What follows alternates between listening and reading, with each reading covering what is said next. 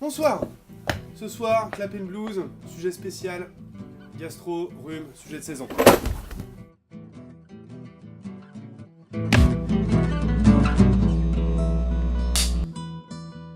Alors Michel Gondry, c'est mon réalisateur préféré, hein, avec Woody Allen, Alfred Hitchcock, Kubrick, Tati,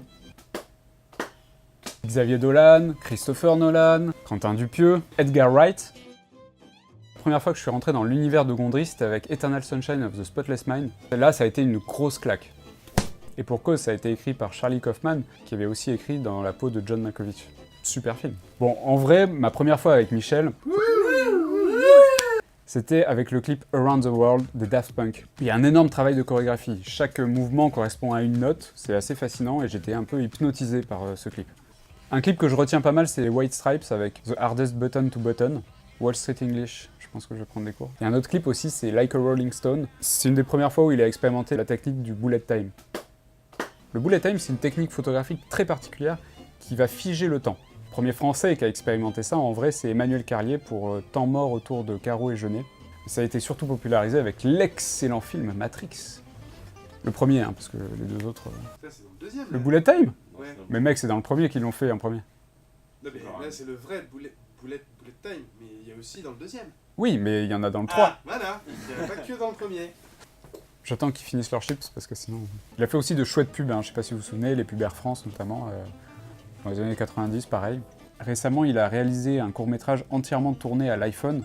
Bon, bien sûr, c'était dans le but de faire la promotion de ce produit. C'était vraiment très bien, quoique un petit peu pompé sur le film Rubber de Quentin Dupieux. Je vous laisserai en juger par vous-même. Voilà. Mec, mais tellement de choses. Il a tourné la première pub Nespresso, en fait, qui n'a aucun intérêt artistique. Bon, bah alors ta gueule. Une autre technique qu'il adore, c'est le stop motion, ou image par image. Et il l'utilise dans plein de films, et notamment dernièrement dans Is the Man Who Stole Happy, où il met en image des entretiens avec Noam Chomsky. C'est super bien. D'ailleurs, vous pouvez voir un court documentaire sur cette technique sur YouTube, je vous mettrai le lien. À la suite de son film Soyez sympa rembobiné, il a un petit peu développé ce qu'on appelait le concept du film suédé. Ça, il l'a fait, notamment un qui est connu, c'est avec Taxi Driver. En fait, je trouve que ce principe, ça relève du génie, et en même temps, on dirait un gosse qui recrée ses films, en fait, dans son imaginaire, et je trouve ça plutôt cool. Bon, il y aurait encore beaucoup de choses à dire sur Gondry, donc on va un peu avancer. Et là, on va parler de L'écume des jours. À la base, c'est un roman de Boris Vian, qui est paru en 1947, et c'est complètement absurde, surréaliste, poétique. Ce livre est absolument génial. C'est pas beaucoup, c'est quoi, même pas 300 pages, hein, puis c'est écrit gros. Il y a eu plusieurs adaptations de ce bouquin au cinéma, une en 1968 par Charles Belmont. J'ai trouvé des extraits, mais c'est le film qui est introuvable. Et il paraît qu'il y a eu une autre adaptation japonaise en 2001 qui s'appelle Chloé, par Go Riju. Pareil, impossible de le trouver. Et puis en 2013, Gondry sort son adaptation. Personnellement, j'ai adoré. Il se trouve que ce film a été un échec commercial et j'essaie de comprendre un petit peu pourquoi. Déjà, c'est vouloir adapter Boris Vian. Déjà, c'est pas facile. C'est un peu casse-gueule. Donc heureusement que c'est Michel Gondry qui s'y est collé. L'erreur de la prod, c'est d'avoir pris des acteurs qui étaient bankable. Donc il y a Audrey Tautou, Romain Duris, Omar Sy, Gad Elmaleh, qui encore Charlotte Lebon. Ce sont tous de très bons acteurs, ils jouent très bien dans le film, il n'y a rien à leur reprocher, mais ce qu'on peut reprocher à ce choix, c'est que ça a attiré des gens qui n'étaient pas du tout connaisseurs du monde de Vian et de Gondry, et qui se retrouvaient dans la salle de ciné à se dire « mais qu'est-ce que je suis en train de voir en fait ?» Et c'est vrai que c'est pas un film, j'ai envie de dire, classique. Au cinéma, j'ai quand même vu des gens, au moins 3 personnes quitter la salle pendant le film. Mais en même temps, si ils avaient pris des acteurs pas connus, le film serait passé complètement inaperçu. Merci Abdo. Il n'y a pas très longtemps, j'ai eu l'occasion de rencontrer Michel Gondry à la Cinémathèque. C'était à l'occasion d'une projection de Zazie dans le métro, l'adaptation de Louis Malle. Yo! Ça va? Ça boum? Est-ce que c'est pas un petit peu galère d'adapter un putain de roman comme L'écume des jours? Si, mais tu sais, le plus galère en fait, c'est les critiques. C'est vrai que les critiques n'ont pas été tendres. Madame, je n'écrirai rien sur ce film, c'est une merde. L'écume des jours, c'est quoi? C'est l'histoire de Colin qui tombe amoureux de Chloé chez Isis, qui est la meuf de Nicolas, l'oncle d'Alice, qui elle est la meuf de Chic, qui lui est le meilleur ami de Colin. C'est simple. Ensuite, Chloé tombe malade. Bon, ma théorie, c'est qu'elle chope la grippe aviaire à cause de ses contes pigeons parisiens. et de ceux qui les nourrissent surtout. Ce que vous ne savez pas, c'est que les pigeons, tout du moins les nourrir, ça reste illégal. Oui monsieur, jusqu'à 450 € d'amende. Dès le début de leur histoire d'amour, ils vont visiter une volière dans un tunnel un petit peu glauque, sombre. C'est très froid comme ambiance, c'est très très bizarre. Si j'ai un date, je l'emmène pas là-bas.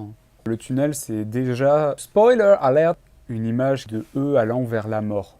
Ils vont se marier, là elle va vraiment tomber bien malade, et puis, spoiler alert, la mort.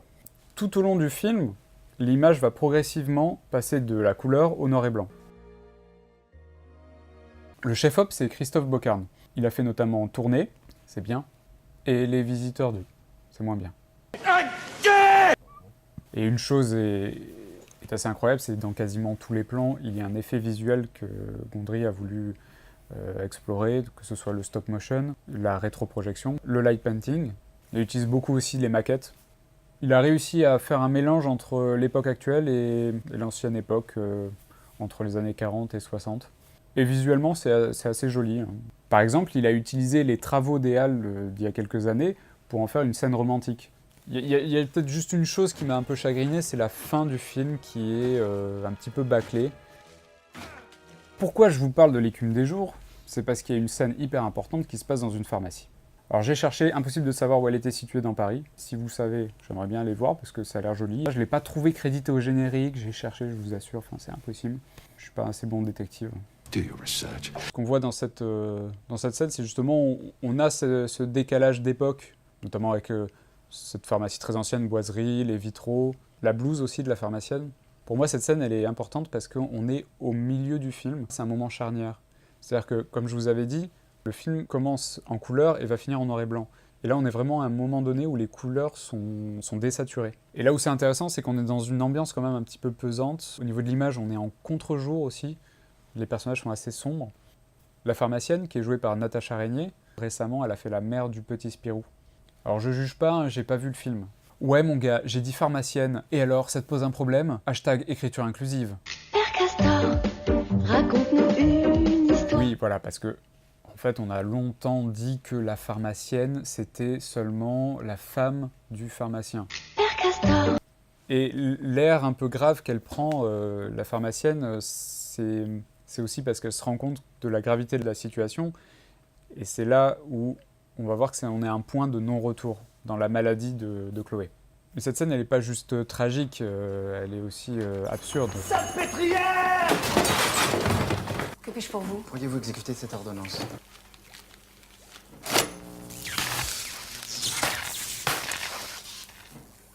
Dans le roman, c'est une guillotine, ce qui paraît plus cohérent parce qu'en France, on n'a, je pense, jamais eu de chaise électrique.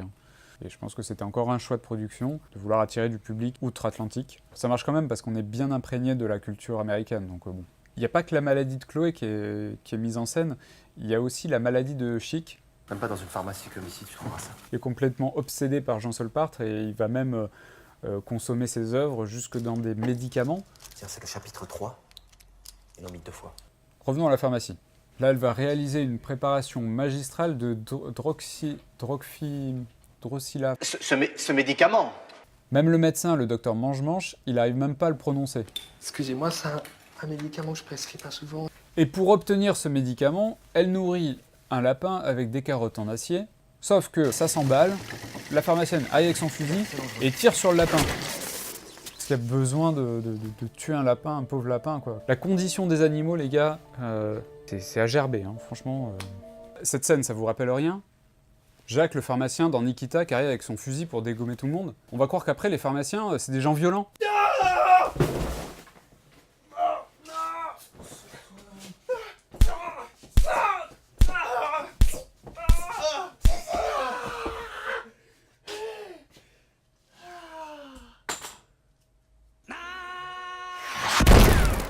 Puis le lapin chie des petites crottes en acier, ce qui va donner le médicament.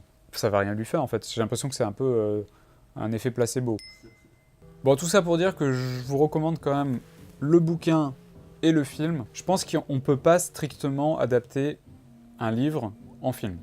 Non, je pense que c'est important que le réalisateur puisse mettre un peu de son âme à lui dans une adaptation, et surtout une adaptation d'un roman aussi incroyable et aussi poétique, avec plein de choses qui sont difficilement réalisables à l'image. Merci d'avoir regardé Clap and Blues épisode numéro 2. Il s'agirait de s'abonner. Soutenez-nous, partagez, mettez des petits pouces en l'air, des petits pouces bleus, c'est génial. Merci à ceux qui sont là ce soir et qui m'ont aidé à réaliser ça parce que c'est pas super facile. Et puis moi je vous dis à bientôt pour un épisode 3.